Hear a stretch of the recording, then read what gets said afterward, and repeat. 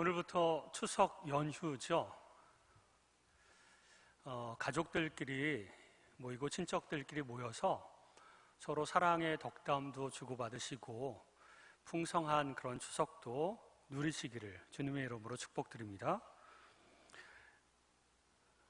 우리 그리스도인들은 하나님의 뜻을 따라 살기를 원합니다. 그래서 종종 이런 말을 하죠. 하나님, 만일 이것이 하나님의 뜻이라면 제가 이것에 순종하겠습니다. 그런데 종종 우리는 또 하나님이 나를 향하신 하나님의 뜻이 무엇인지 몰라서 하나님의 뜻대로 살지 못하는 경우도 있습니다. 특별히 어떤 중요한 결정을 앞두고 어떤 것이 하나님의 뜻인지 잘 몰라서 기도할 때도 있죠. 그렇게 하나님의 뜻을 정확하게 명확하게 아는 것은 쉽지 않지만 계속적으로 하나님 앞에 묻고 하나님의 음성을 들으려고 하고 분별하려고 하고 하는 자세가 우리에게는 굉장히 중요합니다. 그럴 때 하나님께서 보이지 않는 손길로 우리를 올바른 길로 그리고 하나님의 뜻대로 인도해 주시는 것들을 경험하게 됩니다. 또한 성경에는 명확하게 하나님의 뜻이 명시되어져 있는 경우도 참으로 많이 있습니다.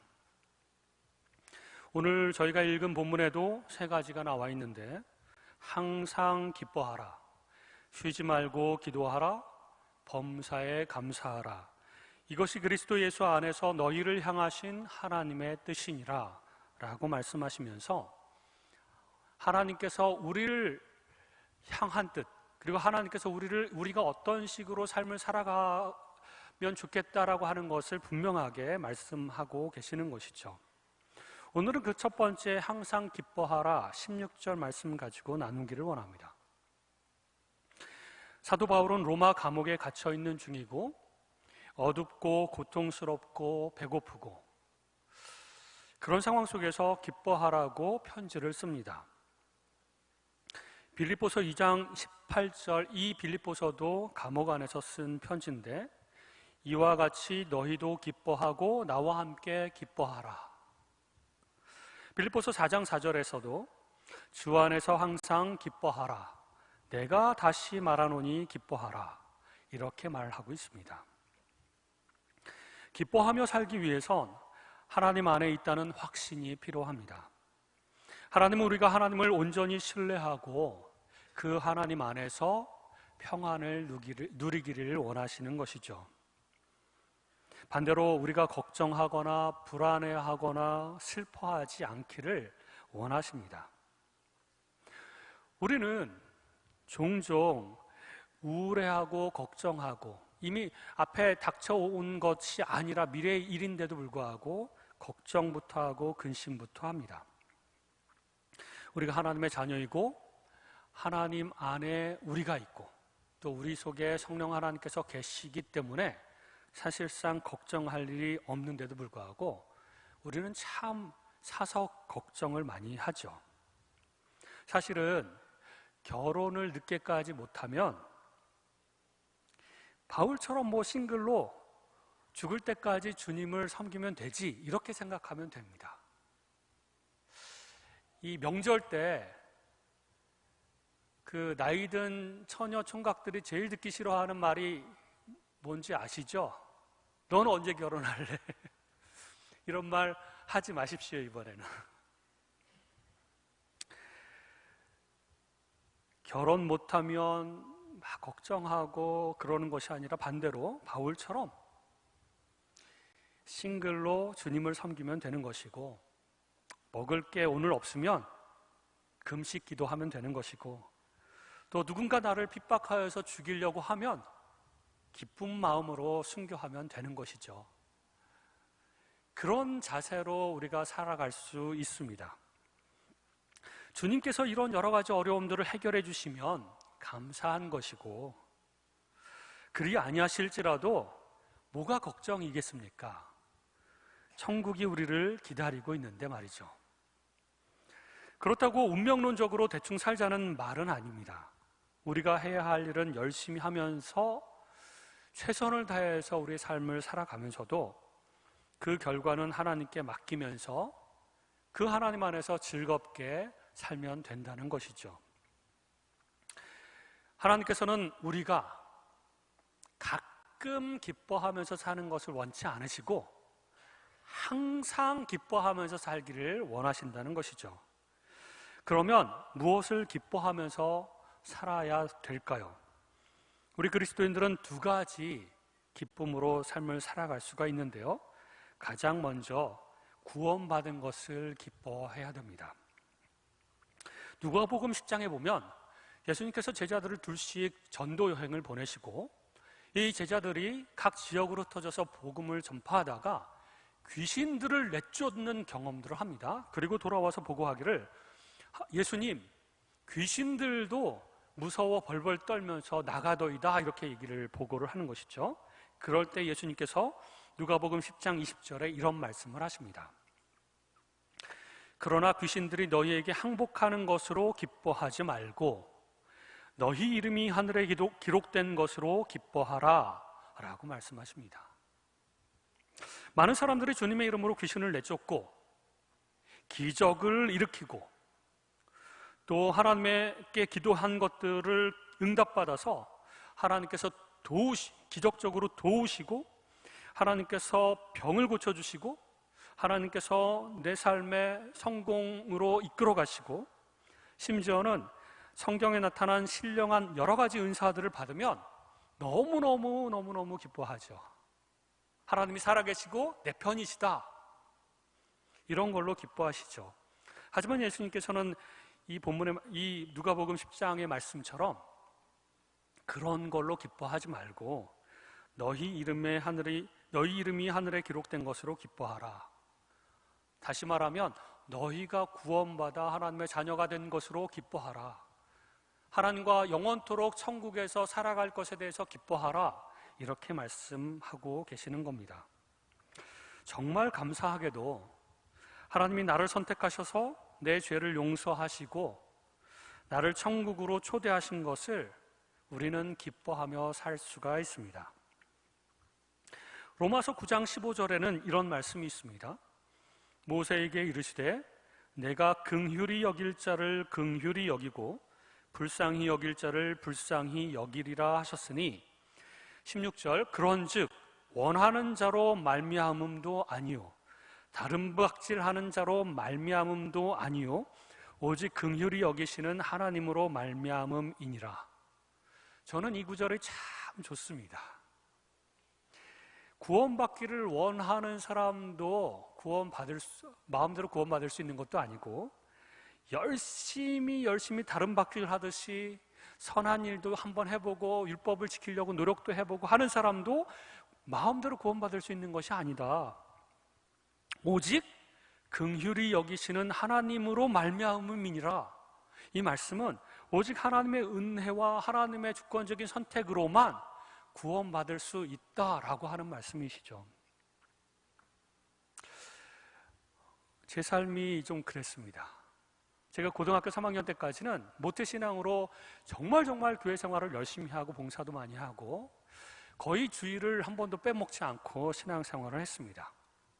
그랬을 때 제 안에는 구원의 확신이 있었습니다. 나는 당연히 구원받아서 천국 가겠다라고 하는 확신이 강하게 있었습니다.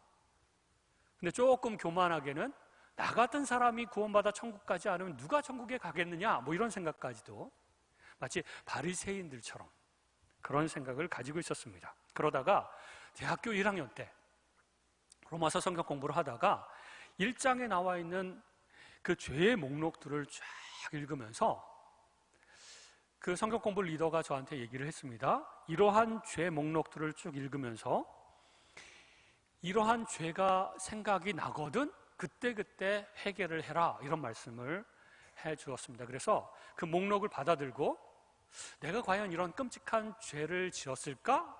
나는 별로 죄 지은 기억이 별로 없는데 라고 생각을 했습니다. 그런데 그때부터 3개월 동안 하나님께서 매일매일 제 과거의 죄를 생각나게 하시는 거예요. 생각나게 하실 뿐만 아니라 심지어는 비디오를 틀어놓은 것처럼 눈을 감으면 그 장면이 보이는 겁니다. 와, 이런 죄도 지었었구나. 맞아, 이럴 때, 이때 이런 죄를 지었지.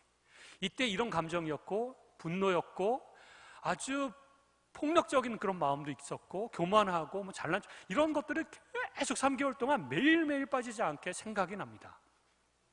그리고 회개를 정말 많이 했습니다. 그리고 하나님께 회개할 때, 하나님, 제가 이 죄를 다시는 짓지 않겠습니다 라고 고백을 했는데, 그 다음날 똑같은 죄를 또 짓는 거예요.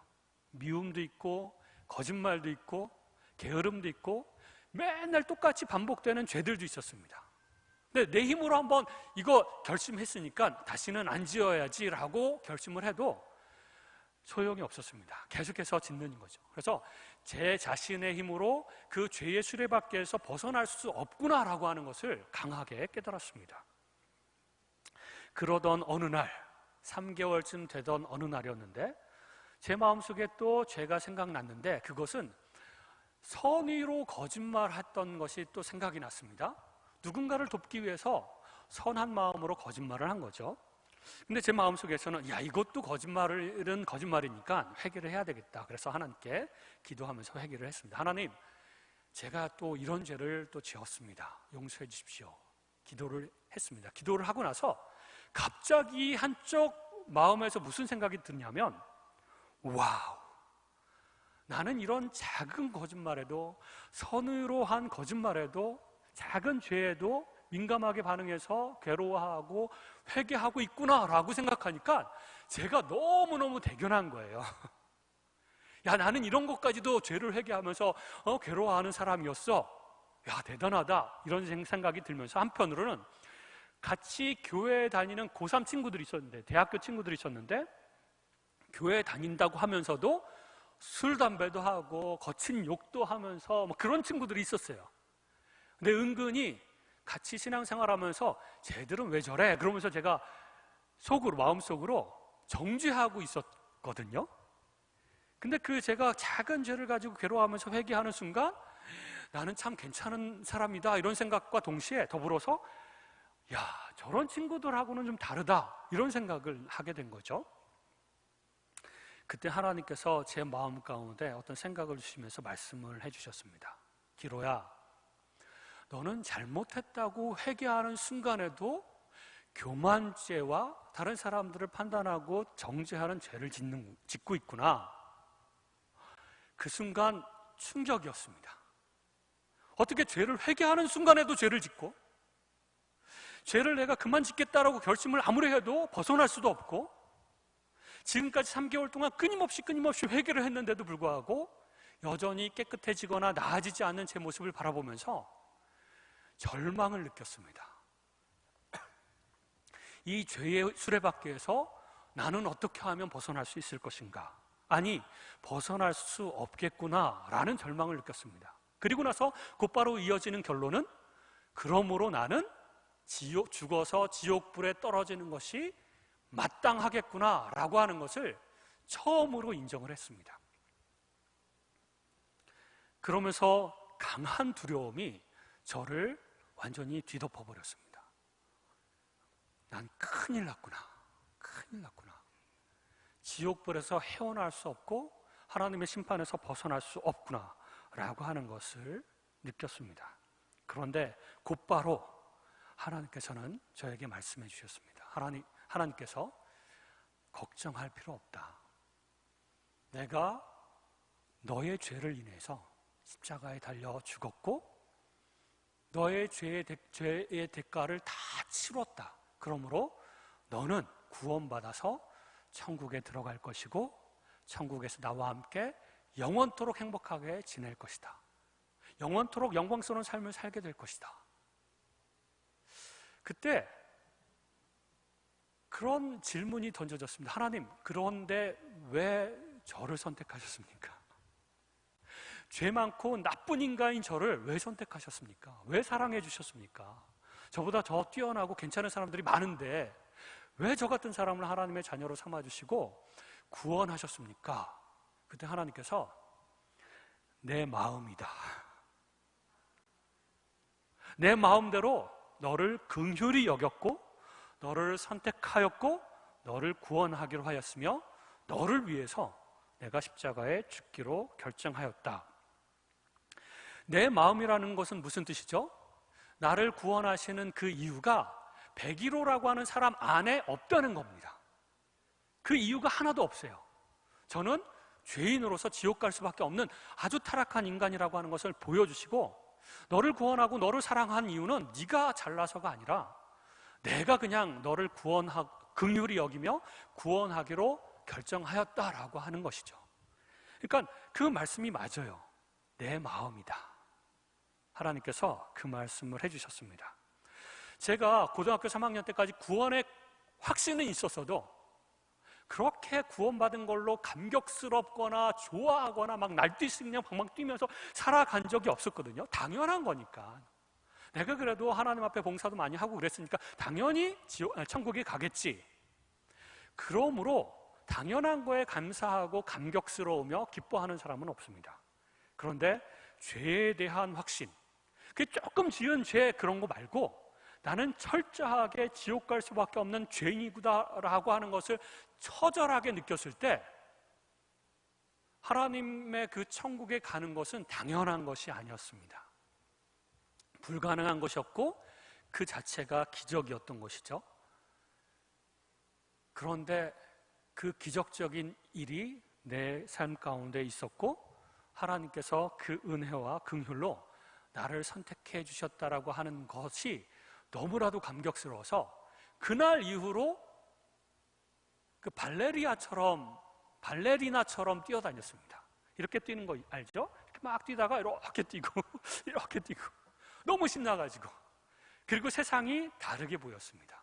사람들이 사랑스러워 보였고 내 앞에 닥친 여러 가지 문제들이 더 이상 큰 문제들이 아닌 것처럼 느껴졌습니다. 예수님의 말씀이 옳습니다. 하나님께서 내 삶에 여러 가지 조금한 것들을 주시는 것, 그것이 중요한 게 아니라 하늘에 내 이름이 기록된 것 그 자체로 기뻐할 수 있는 것이죠. 구원받은 사람은, 구원의 확신이 있는 사람은 그 감격으로 삶을 살아가는 것입니다. 두 번째, 우리가 기뻐해야 되는 이유는 무엇으로 기뻐해야 되냐면 연단 받는 것을 인하여 기뻐해야 됩니다. 야고보서 1장 2절에 보면 이런 말씀이 있습니다. 내 형제들아, 너희가 여러 가지 시험을 당하거든 온전히 기쁘게 여기라. 이는 너희 믿음의 시련이 인내를 만들어내는 줄 너희가 알미라. 인내를 온전히 이루라. 이는 너희로 온전하고 구비하여 조금도 부족함이 없게 하려 함이라.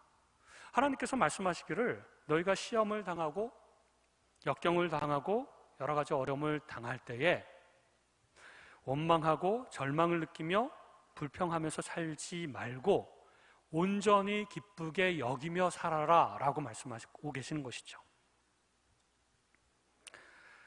그럴 수 있는 이유는 우리가 하나님 안에 있기 때문에 그렇습니다. 그리고 성령 하나님께서 우리 안에 있기 때문이고, 또 다른 이유는 이미 우리는 구원받아 천국에 들어갈 수 있는 하나님의 백성이 되었다는 것 때문에 그렇습니다. 아까 말한 것처럼 결혼 못해도 괜찮고요, 가난해도 괜찮고요, 병들어도 괜찮고요, 심지어는 죽어서 순교해도 괜찮습니다. 왜냐하면 눈 뜨면 바로 천국이니까. 이 세상에서 살아가는 것보다 10,000배, 10,000,000배는 더 좋은 천국이 우리를 기다리고 있으니까 다 괜찮습니다. 어떤 시험이나 어떤 역경이 오더라도 다 괜찮습니다. 오히려 그것이 내 신앙을 온전하게 만들고 성숙하게 만들고 내 인격을 하나씩 하나씩 연단하여서 온전한 모습으로 만들어 줄 것이기 때문에 더욱더 기뻐해야 마땅하지 않겠습니까? 불평하고 원망하고 그러면 우리가 신앙이 온전하여지거나 인격이 온전해지는 것이 아니라 반대로 더 이상하게 될 것입니다. 더 부족하게 될 것이고 인격적으로 더 문제가 많이 생기게 될 것입니다. 그러므로 우리는 시험이나 여러 가지 역경을 대할 때에 이런 태도를 가질 필요가 있습니다. 여러분, 게임이나 놀이를 할 때 아주 시시하거나 재미없는 그 쉬운 게임은 잘 안 하게 되죠. 우리 명절 때마다 뭐 윷놀이 같은 거 하지 않습니까? 그런데 잘 못하는 사람하고 하면 재미가 없어서 잘 안 하려고 합니다. 그 대신 좀 실력이 떨어지는 사람은 좀 잘하는 사람하고 한번 붙어보고 싶은 거죠. 그래서 이겨보고 싶은 거죠. 왜 그렇죠? 좀 어려워도 이겼을 때 가져오는 어떤 성취감이나 만족감이 있기 때문에 그렇습니다. 게임은 그렇게 생각을 하면서도 우리 인생은 왜 그렇게 생각을 못하는 걸까요? 우리 인생도 조금 힘들고 조금 도전적인 어려운 것들이 오면 이것 봐라, 한번 해봐야 되겠다, 극복해봐야 되겠다, 성취해봐야 되겠다, 이렇게 생각하지 않고 오히려 부정적인 생각으로 낙심하고 실망하고 불평하고 도망가려고 하는 그런 마음이 우리 안에 더 많다는 것이죠.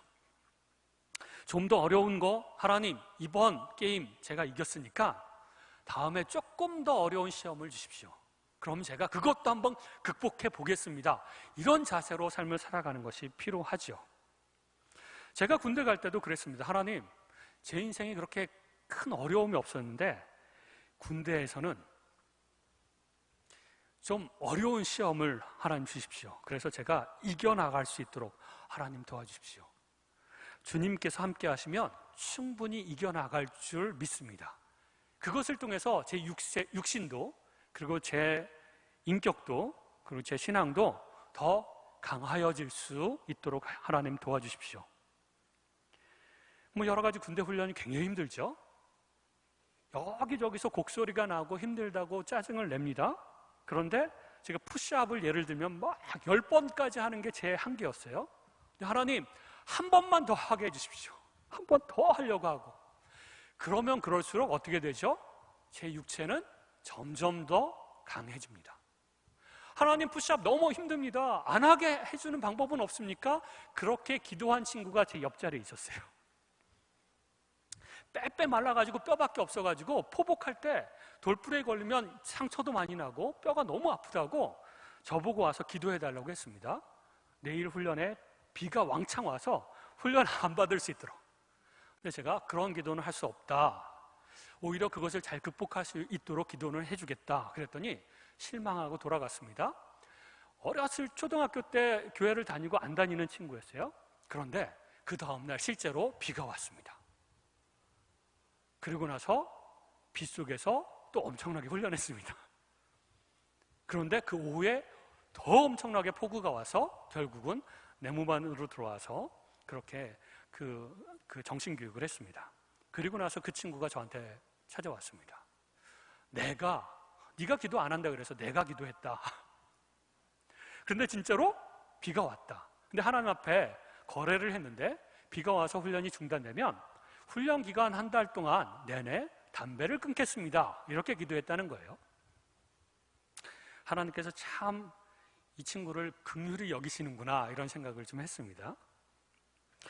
근데 오히려 우리는 더욱더 극복하고, 그래서 우리가 더 강하여지고, 때로는 그 시험과 연단을 통해서 우리가 겸손하여지고 하나님과의 관계가 변화되며 또 우리가 영적으로 분별력 있게 지혜롭게 되고, 이런 경험들, 이런 어떤 결과들을 가져오기 위해서 우리한테는 연단이 필요한 것이죠. 실제로 군대 가기 전엔 제 몸이 굉장히 약했지만 군대 갔다 온 이후로 살도 좀 찌고 몸도 굉장히 튼튼하게 변할 수 있었습니다. 학교 시험이 어려우면 다음번에 더 열심히 공부하는 마음으로 공부해야 되지 않겠습니까?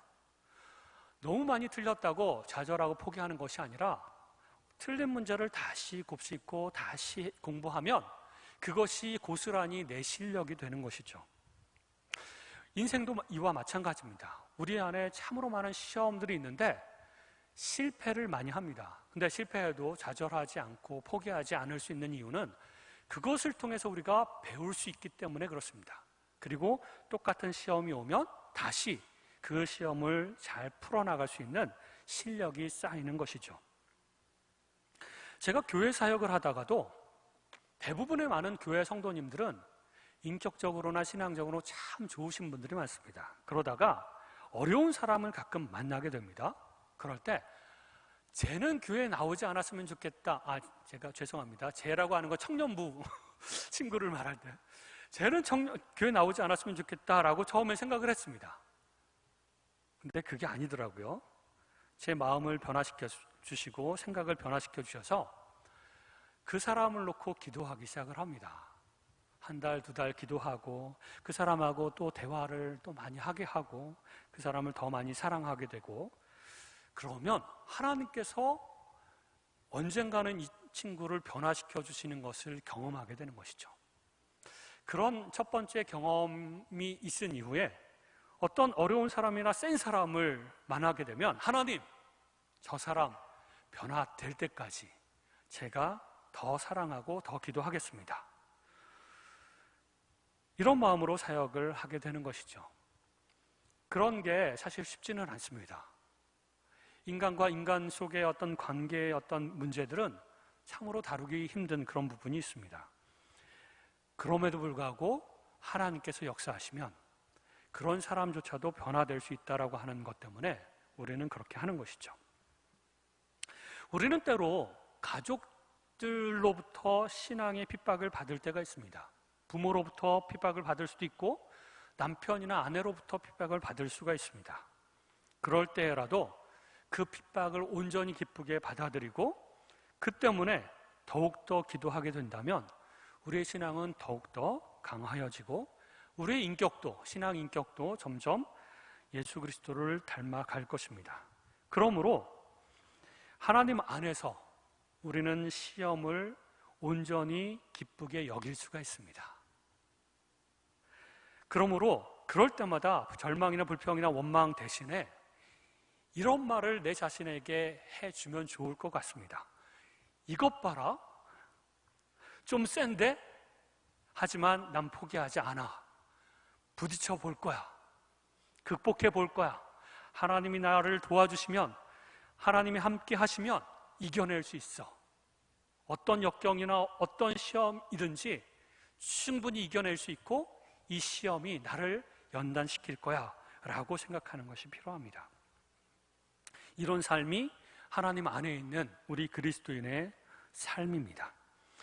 이것은 막연하게 긍정적으로 생각하면서 살라는 말은 아닙니다. 또한 우리의 능력을 과대평가하면서 그렇게 살라는 말도 아닙니다. 우리는 연약하지만 전지전능하신 하나님 안에 있기 때문에 우리는 기뻐하면서 살 수 있는 것이 가능하다는 것입니다. 그리고 하나님을 온전히 신뢰하면서 살아갈 때 하나님께서 이 모든 시험과 역경을 극복할 수 있도록 우리에게 지혜와 능력과 그런 넉넉한 마음을 허락해 주실 것이기 때문에 그렇습니다. 시험을 당해도 어려움을 당해도 우리는 이미 구원받아 하나님의 자녀가 되었고 천국이 보장되어 있는 삶을 살아갑니다. 그리고 이 시험을 통하여 점점 성화되어져 갈 것이기 때문에 우리는 기뻐할 수가 있습니다. 어떤 상황에서도 주님 안에서 기뻐하면서 사는 것이 우리를 향하신 하나님의 뜻이라고 이 시간에 하나님께서 우리에게 말씀하십니다. 나는 요즘 잘 웃지도 않고 인상을 찡그리며 살아가고 마음속에서 계속해서 불평만 올라오고 모든 것이 우울하게 보이시나요? 요즘에 만약에 그렇게 삶을 살고 계시다면 주님께 나와서 하나님 다시 한번 구원의 감격을 회복시켜 주옵소서. 그리고 다시 한번 주님 안에서 기쁘고 즐겁게 살아가면서 시험이나 역경을 대하는 태도를 변화시켜 주시옵소서. 어떤 문제가 근심과 걱정이 아니라 하나님과 함께 풀어낼 수 있는 그런 문제라고 여기게 하여 주옵소서. 그래서 구원의 감격과 연단의 축복 속에 날마다 기쁘며 살아갈 수 있도록 하나님 도와주시옵소서. 내 안에서 샘솟듯이 평안과 기쁨이 넘쳐나는 삶을 살아가기를 주님의 이름으로 축원드립니다.